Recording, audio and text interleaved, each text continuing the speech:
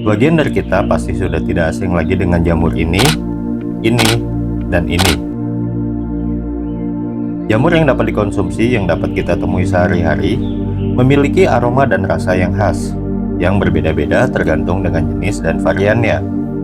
Harganya pun sangat bervariasi, dari yang sangat ramah di kantong, sampai yang bikin kantong kita bolong pun ada. Tapi, kebanyakan dari kalian pasti belum pernah melihat jamur yang ini, ataupun yang ini. Banyak yang mengira jamur adalah tumbuhan atau tanaman. Tapi nyatanya, jamur adalah bagian dari salah satu 4 kerajaan terbesar di bumi, yaitu Fungi Kingdom. Fungi bisa kita temukan dimanapun di belahan bumi kita. Mereka ada di hutan, di sungai, di laut, kota-kota besar, di desa, dan bahkan di Antartika. Mereka dapat dijadikan makanan, obat-obatan, dan sebagian dari mereka juga membahayakan bagi manusia.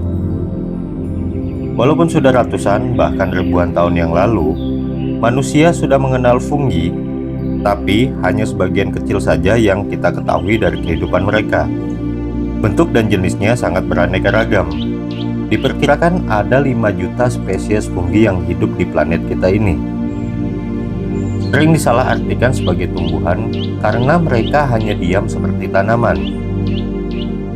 Namun, cara hidupnya sebenarnya lebih mirip dengan hewan, karena mereka hidup dengan memakan organisme lain. Mereka tidak bisa menghasilkan makanan mereka sendiri dengan cara berfotosintesis seperti tanaman, karena mereka tidak memiliki klorofil.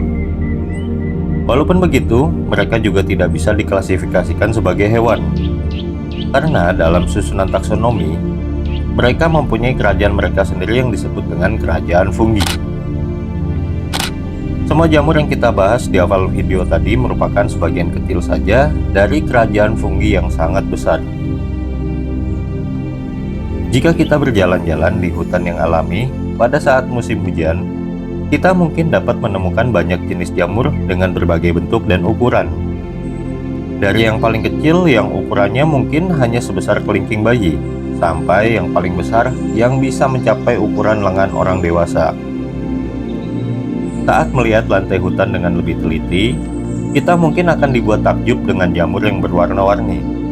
Ada yang warnanya putih pucat, kuning, coklat, biru, dan bahkan merah terang. Bentuknya pun tidak kalah aneh.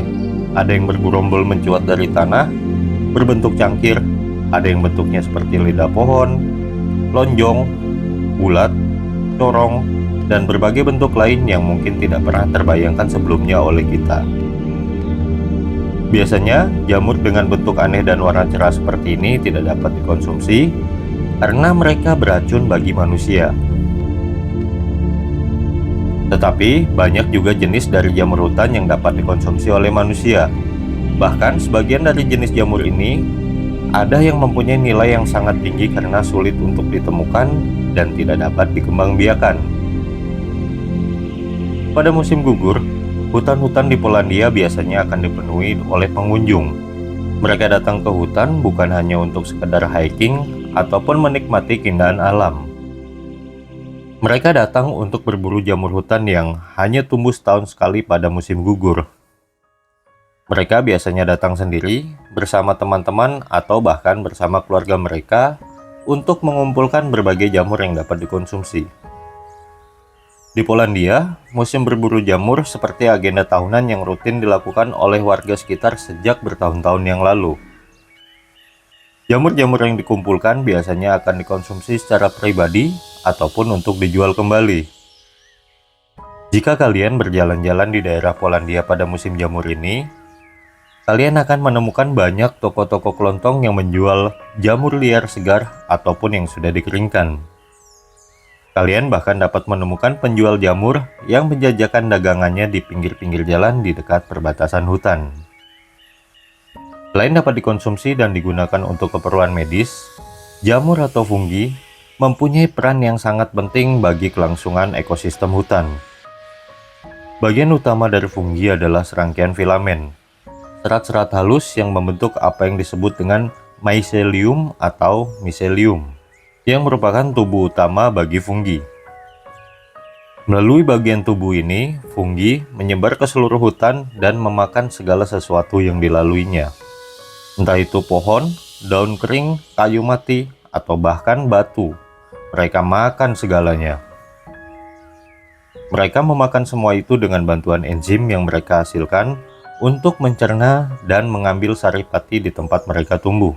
Enzim ini seperti gigi dan cakar bagi fungi. Cara hidup fungi sangatlah unik. Mereka adalah satu jaringan organisme yang saling terhubung satu dengan yang lainnya. Mereka dapat beradaptasi dengan berbagai lingkungan hidup yang ekstrim. Seluruh perkembangan dan pertumbuhan fungi bisa berubah-ubah tergantung dengan lingkungan tempat mereka hidup. Karena hal inilah, para peneliti selalu menemukan hal baru setiap mereka mengamati kehidupan fungi. Banyak sekali yang kita belum ketahui tentang fungi. Para peneliti pun sudah mengakui hal ini. Tapi, pada video ini kita hanya akan fokus pada beberapa hal yang sudah diketahui oleh para peneliti. Salah satunya adalah Mycorrhiza. Mycorrhiza adalah sebutan bagi fungi yang bersimbiosis dengan tumbuhan. Para petani mungkin sudah tidak asing lagi dengan jenis fungi ini. Karena sekitar 80% spesies tumbuhan yang hidup di planet kita memiliki hubungan simbiosis mutualisme dengan jamur ini. Artinya, baik tanaman yang tumbuh liar di hutan maupun tanaman pertanian, hidupnya sangat tergantung dengan jamur ini. Mycorrhiza mendapatkan makanan dari tumbuhan dengan cara hidup dan menginfeksi jaringan akar tanaman. Dengan jaringannya yang luas, Mycorrhiza membantu tanaman dalam mendapatkan unsur hara serta air yang terdapat di dalam tanah. Sebagai imbalannya, tanaman membagikan karbohidrat dari hasil fotosintesis yang menjadi sumber makanan utama Mycorrhiza. Mycorrhiza yang hidup pada akar tanaman juga bersifat teritorial, sehingga mereka akan mengusir jamur patogen jahat yang dapat menginfeksi tanaman. Hal ini tentunya akan sangat menguntungkan bagi para tanaman, sehingga tanaman yang bersimbiosis dengan fungi ini tidak akan mudah terserang penyakit jamur akar. Fungi tidak hanya berperan sebagai partner tumbuhan dalam mencari makanan, tetapi fungi juga membantu hutan tumbuh dan berkembang. Fungi menghancurkan dan memakan segala yang ada di sekitarnya. Dia mampu melunakkan kayu mati, dedaunan kering, bahkan bebatuan. Pola makan fungi yang liar ini membantu alam mempercepat dekomposisi organisme yang telah mati menjadi sumber makanan untuk sebagian besar tanaman yang tumbuh di hutan.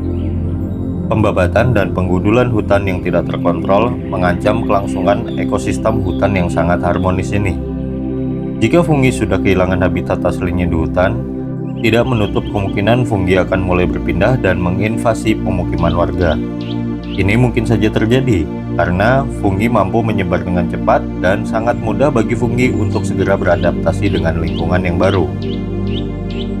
Tentu jika hal ini terjadi bukanlah suatu kabar baik bagi kita manusia. Karena jika ada kesempatan, fungi bisa saja menjadikan manusia sebagai inangnya. Apakah kalian sudah siap untuk menjadi inang fungi?